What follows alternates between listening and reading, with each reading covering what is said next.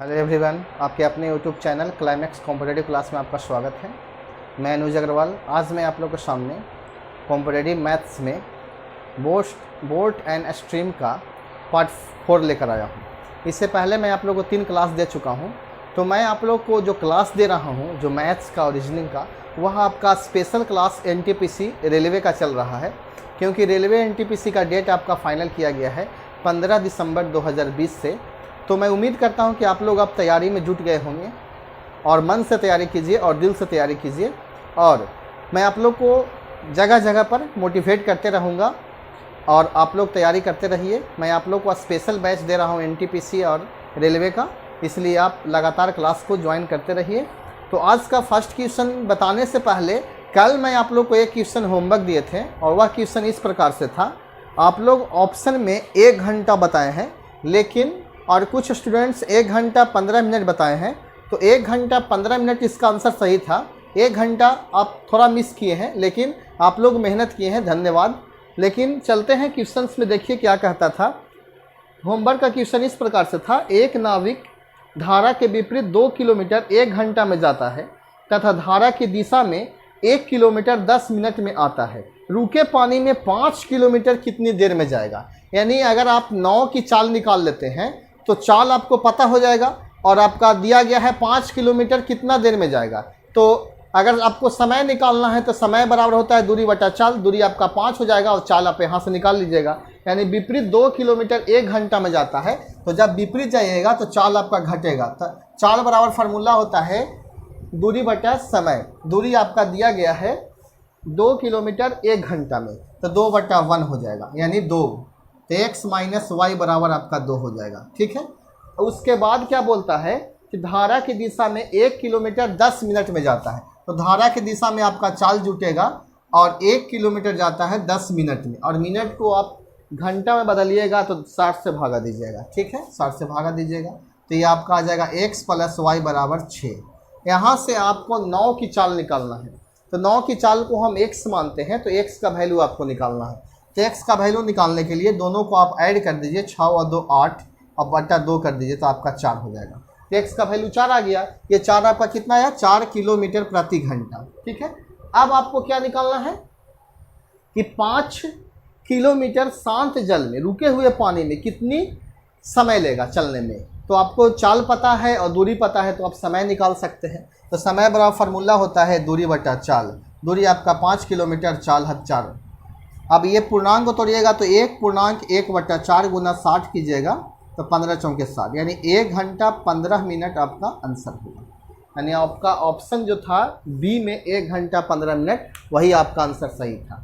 ठीक है। जिनको आंसर आया है बहुत बहुत धन्यवाद, और जिसका आंसर मिस किए हैं उनको भी मैं धन्यवाद देना चाहता हूँ, क्योंकि आप मेहनत किए हैं तो आपको फ़र्ज बनता है। आप कैलकुलेशन में थोड़ा मिस किए होंगे, आप सॉल्यूशन को देख सकते हैं। ठीक है। अगला क्वेश्चन देखिए। इसी तरह से आप लोग कमेंट बॉक्स में जो आंसर दिया जाता है, आप लोग उसको आंसर देने के लिए तैयार रहा कीजिए। मैं आप लोग को हर एक क्लास में एक क्वेश्चन होमवर्क देते हैं, क्योंकि आपको ये पता चल सकता है कि आप कितना मेहनत कर रहे हैं, आप एग्ज़ाम के प्रति कितना सचेत हैं। ठीक है। तो अगला आज का फर्स्ट क्वेश्चन है।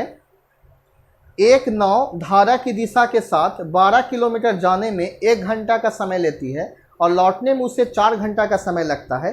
तो शांत जल में 8 किलोमीटर जाने में कितना समय लगेगा? जस्ट अभी के जैसा क्वेश्चन है। यानी एक नाव धारा की दिशा के साथ 12 किलोमीटर जाने में 1 घंटा समय लगता है। तो धारा की दिशा में चाल जुड़ जाता है, चाल बराबर दूरी बटा समय, तो 12 किलोमीटर 1 घंटा में बराबर 12 हो जाएगा। ठीक है।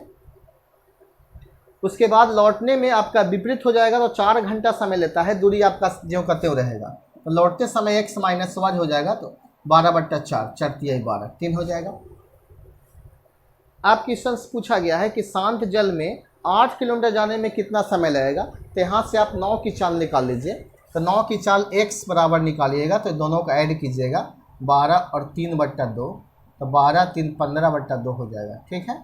और आपसे पूछा गया है समय, यानी शांत जल में 8 किलोमीटर जाने में कितना समय लगेगा। तो समय बराबर दूरी बटा चाल। दूरी आपका दिया गया है 8 किलोमीटर, चाल आपका 15/2 है, तो 8 दूनी 16 हो जाएगा बट्टा 15। तो ये 1.1/15 गुने 60। 15 चौके 60, यानी 1 घंटा 4 मिनट आपका आंसर हो जाएगा। ठीक है, ऑप्शन नंबर बी देख रहे हैं, घंटा 4 मिनट आपका आंसर दिया गया है। तो उम्मीद करते हैं ये क्वेश्चन आपको समझ में आ रहा होगा। अगला क्वेश्चन देखिए,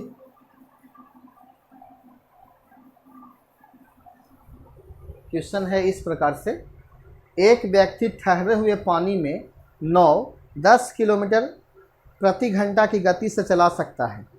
यदि नाव की गति 6 किलोमीटर प्रति घंटा हो तो 80 किलोमीटर की दूरी बहाव के साथ जाने में कितना समय लगेगा।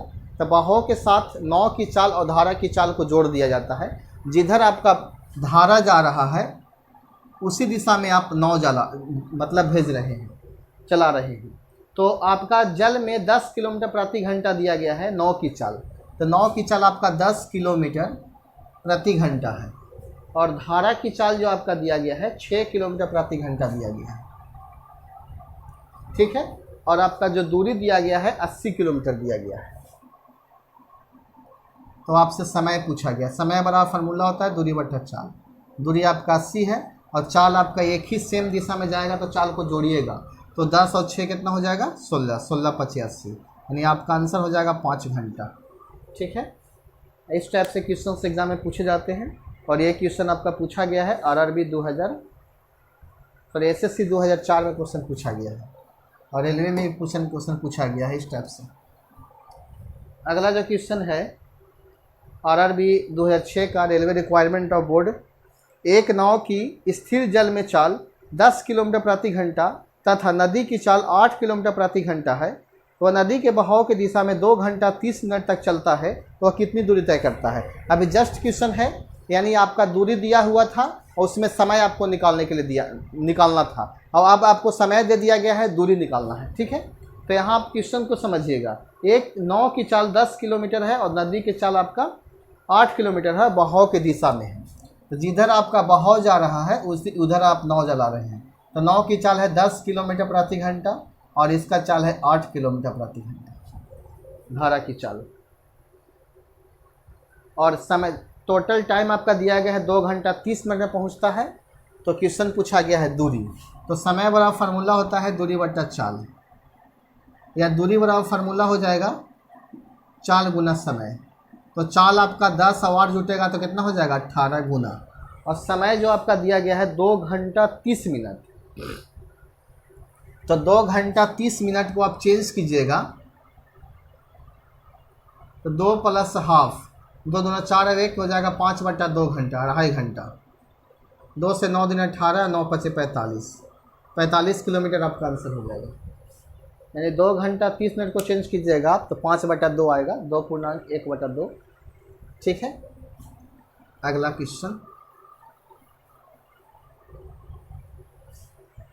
क्वेश्चन है, एक आदमी स्थिर जल में 3 किलोमीटर प्रति घंटा की चाल से तैर सकता है। यदि धारा की चाल 2 किलोमीटर प्रति घंटा है तो वह आदमी 6 किलोमीटर धारा के विपरीत जाने में और वापस आने में कितना समय लगेगा। यानी विपरीत जाने में और वापस आने में कितना समय लगेगा। जैसे देखिए, ये आपका धारा की दिशा है और ये आपका आदमी है, ये आपका आदमी है, धारा की दिशा हो गया, और ये आपका धारा जा रहा है, ये आपका आदमी जा रहा है, विपरीत दिशा हो गया। यानी धारा की दिशा में आप जाने में और आने में आपका टाइमिंग पूछा गया है, जबकि जल में 3 किलोमीटर के चाल से तैर सकता है, धारा की चाल 2 किलोमीटर है। आदमी की चाल 3 किलोमीटर प्रति घंटा और धारा की चाल 2 किलोमीटर प्रति घंटा, और दूरी आपका 6 किलोमीटर दिया गया है। दूरी आपका चेंज नहीं होगा क्योंकि दूरी आप जाते हैं जितना उतना ही आप आना है। ठीक है, तो जाते वक्त कितना समय लगेगा, आते वक्त कितना समय लगेगा। तो समय बराबर दूरी बटा 4 होता है, दूरी आपका 6 हो जाएगा और जाते वक्त 3 और 2 आपका 5 हो जाएगा, और प्लस दूरी आपका 6 और 3 में से 2 जाएगा तो 1, 5 एक एलसीएम 5 ले लीजिएगा, और 6 का 6, 6 पचे 30, 30 और 6 36 बटा 5, और गुना अगर 60 करते हैं तो 15 चौके 60। इसको अभी नहीं करना है, पहले पूर्णांक को तोड़ लीजिए। तो 6 पूर्णांक 1 बटा 5 हो जाएगा, 6 पचे 30 या 7 पूर्णांक 7 पचे 35, 7 पूर्णांक बटा 5 गुने 60, 12 पचे 60, यानी 7 घंटा 12 मिनट आपका आंसर होगा। आप ऑप्शन में देख रहे होंगे 7 घंटा 12 मिनट आपका ऑप्शन नंबर बी में दिया गया है। ठीक है, उम्मीद करते हैं कि ये क्वेश्चन आपको समझ में आया होगा। नेक्स्ट क्वेश्चन देखिए,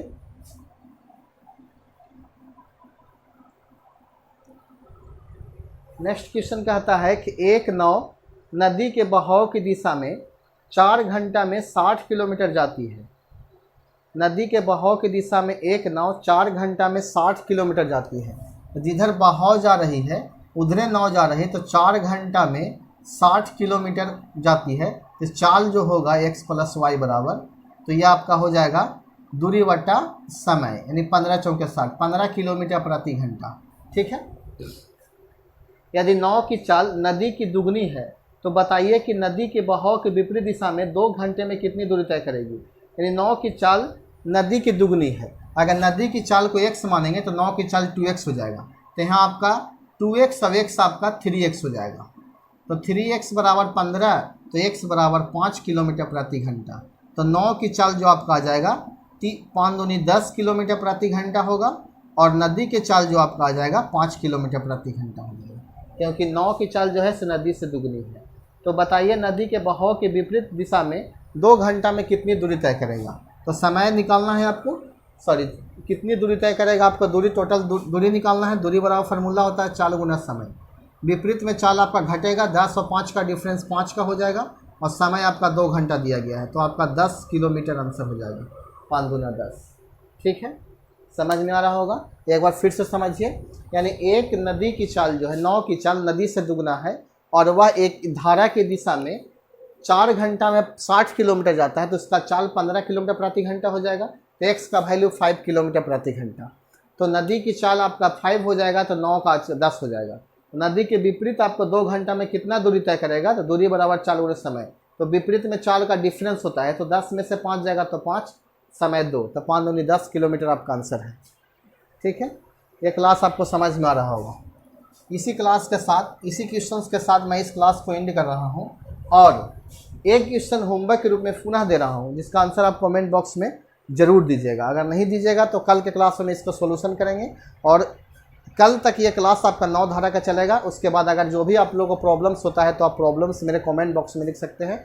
आप लगातार NTPC रेलवे का स्पेशल बैच देख सकते हैं। कहता है कि एक व्यक्ति स्थिर जल में 9.1/3 किलोमीटर प्रति घंटा की गति से चलता है। यदि उसको बहाव के विरुद्ध किसी दूरी को तय करने में उस समय का तिगुना समय लगता है, तो बहाव की दिशा में उसी दूरी को तय करने में लगता है, तो धारा की गति कितनी है।